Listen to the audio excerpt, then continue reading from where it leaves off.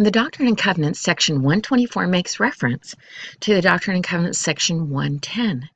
Embedded in section 124 is a remarkable reference to the secret visitation behind the veil that's described in section 110.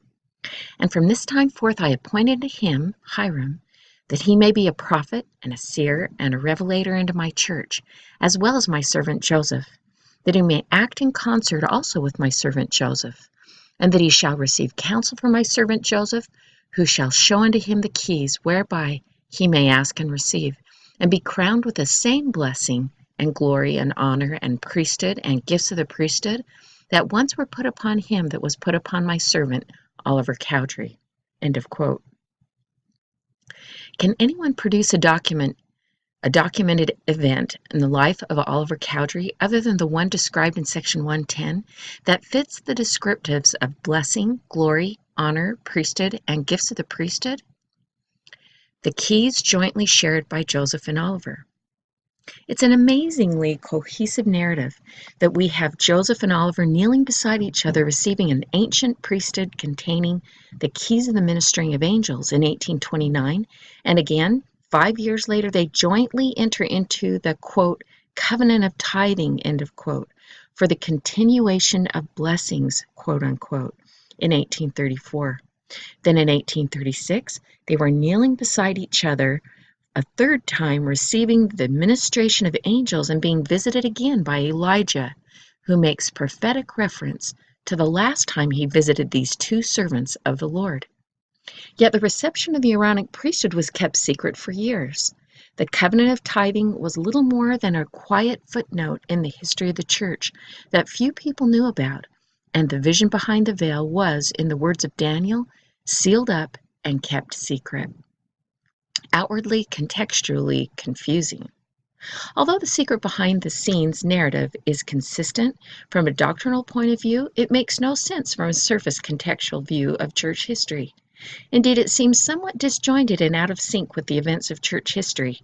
It seems odd that Oliver was the one participating in the covenant of tithing. Even more curious is that he was the one behind the veil with Joseph because, before those two events took place, Sidney Rigdon had long since joined the church and appeared to have largely replaced Cowdery in prominence and pertinence. It was Rigdon that replaced Cowdery as Joseph's scribe in translating the Bible. Rigdon was participating in the restoration of the Melchizedek priesthood at the Morley farm, while Cowdery was oddly missing. It was Rigdon that taught at the School of the Prophets, and Rigdon that sat by the side of Joseph Smith during the vision known as Section 76. It was Rigdon that was given the privilege of dedicating the place at the temple in Jackson County. Indeed, the references, promises, and privileges of Cowdery in modern revelation pale in comparison to those of Rigdon. Rigdon and Smith were virtually inseparable during the years leading up to the dedication of the temple, while Cowdery was fading into the background. Rigdon was clearly more engaged in overseeing the building of the Kirtland Temple than Cowdery. We have tales of Rigdon pacing back and forth on top of the temple, petitioning the Lord in tears, and being the primary speaker at the dedication, while Cowdery takes a lower profile. All things considered, Joseph's obvious choice of a companion behind the veil would have been Rigdon, not Cowdery. Nevertheless, the remarkably cohesive behind-the-scenes narrative called for Oliver to participate in all three of the key events leading up to and including the secret visitation behind the veil. And that is evidence that God was directing things, not Joseph.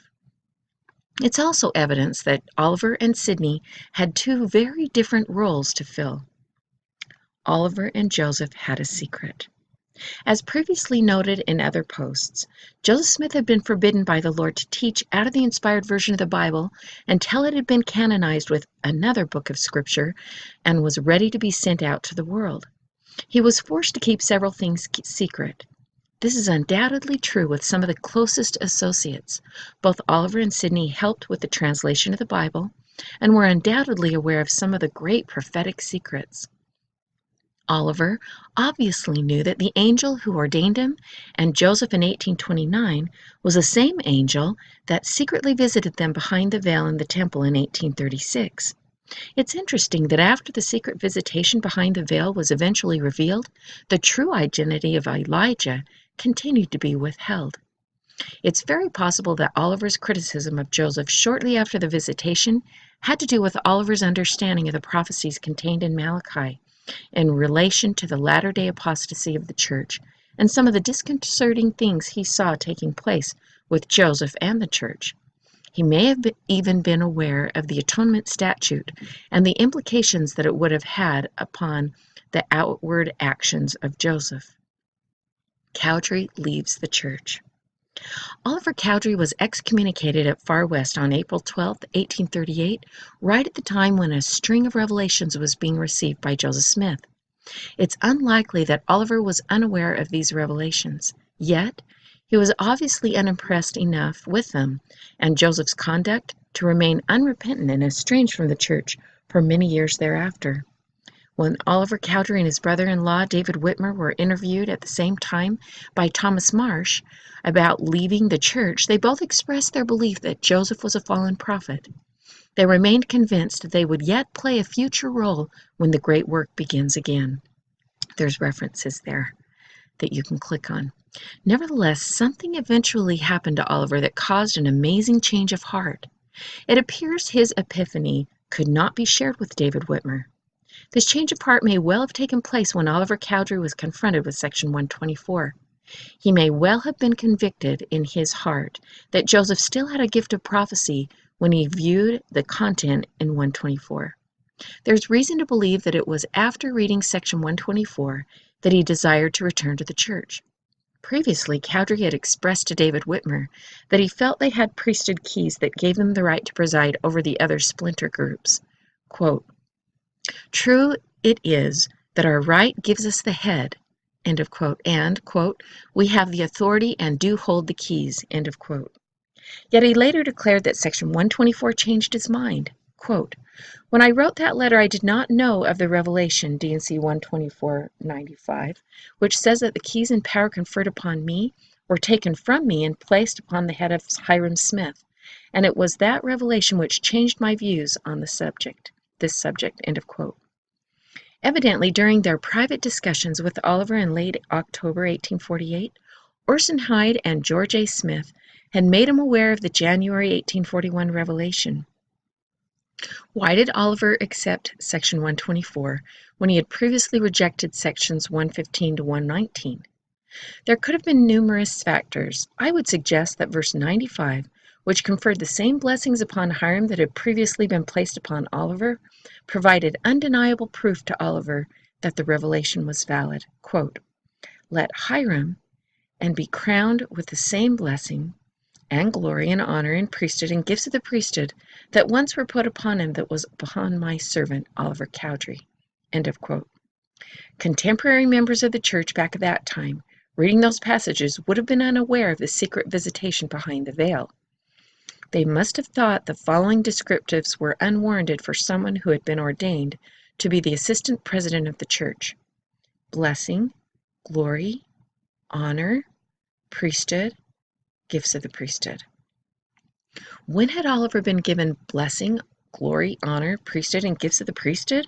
That passage was certainly referring to something more than a bestowal of the Aaronic priesthood and his priesthood ordination as the assistant president of the church. No other revelation received by Joseph Smith up to that time had bestowed such incredible accolades upon one of God's servants. I believe that had the secret visitation behind the veil been made public, that passage would have been interpreted by the saints as having reference to the visitation. It apparently had a significant impact on Oliver Cowdery. It appears that he got the message loud and clear. He knew full well that those cryptic descriptives were indicative of and was explicitly describing the secret event of the Kirtland Temple, wherein he and Joseph were jointly given the keys of the gathering of Israel, the dispensation of the gospel of Abraham, and the remarkable promise that in Joseph and Oliver, all of the seed of Joseph and Oliver and all the generations after them would be blessed.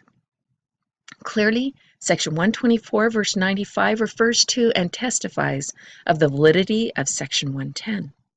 Following Oliver's reading of Section 124, a very different Oliver Cowdery emerged. Unlike the angry and arrogant Cowdery that left the church, A very humble and contrite Cowdery begged for re-entry, and he emphasized that he was not expecting or seeking position, just membership. The ring and the robe. Back in April of 1843, Joseph directed that a letter be written to Oliver in Missouri. He instructed that the letter ask if Oliver had, quote, eaten husks long enough, end of quote. This was an unmistakable reference to the parable of the prodigal son, who, after squandering all of his inheritance, was sent to the fields to feed the swine, where, quote, he would fain have filled his belly with the husks that swine did eat, end of quote. And that's in Luke 15, verse 16. Oliver was cryptically being reminded that he and Joseph had jointly received priesthood keys, a priesthood dispensation, and the same promise regarding his posterity and future generations that Abraham had received. Joseph directed that the letter ask Oliver if he was almost ready to return and be clothed with the robes of righteousness. According to the parable that Joseph was quoting from, the prodigal son was restored to his former position and given the ring and the robe. Quote, and the son said unto him, Father, I have sinned against heaven and in thy sight, and am no more worthy to be called thy son. But the father said to his servants, Bring forth the best robe, and put it on him, and put a ring on his hand, and shoes on his feet. And bring hither the fatted calf, and kill it, and let us eat, and be merry. For this my son was dead, and is alive again. He was lost, and is found. And they began to be merry. End of quote. In my opinion, Section 124 is one of the most powerful testimonies that Section 110 was true.